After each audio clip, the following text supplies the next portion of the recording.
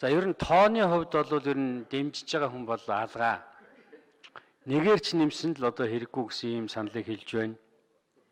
За намын жагсаалтыг бас ер нь дэмжихгүй тэгээд гол хардталт бол одоо олонний ихтгэл даахгүй нэр хүнд муутай болсон юм улс төрчд одоо орогнох нэг газар болно гэсэн ийм зүйлийг хэлж байна. За намын жагсаалтаар хэрвээ одоо сонгуулиар хүн гарах юм бол иргэд бол бидний сонгоогүй хүн явж ийна л яг тэр л хандлагыг хэлэх юм байна. 2012 оны тойроггүй 28 гишүүн байсан. Тэд одоо улсын хөгжил ярьж байгаагүй.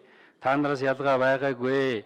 Намууд төлөвшөөд одоо сайжирсан тэр үед байхгүй. Тэгэхээр бид бол энэ одоо намын жагсаалт гэдгийг бол маш сайн мэднэ гэсэн ийм зүйлийг бол хэлж байна.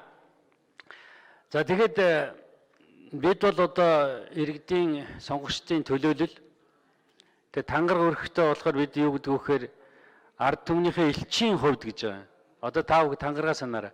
Ард түмнийхээ элчийн хувьд нийт иргэний ашиг сонирхлыг эрхэмлэн Монгол улсын үндсэн хуулийг дээдлэн сахиха чин шударгаар тангаргалыг гэж ингэж тангар өрсөн байгаамаа.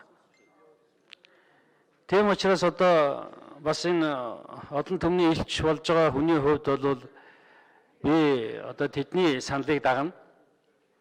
Би тэгж угаасаа одоо санал хураалгаад тэгж хэлсэн байгаа. Тийм учраас үндсэн хуулийн өөрчлөлтийг бол миний хувьд бол одоо дэмжих боломжгүй.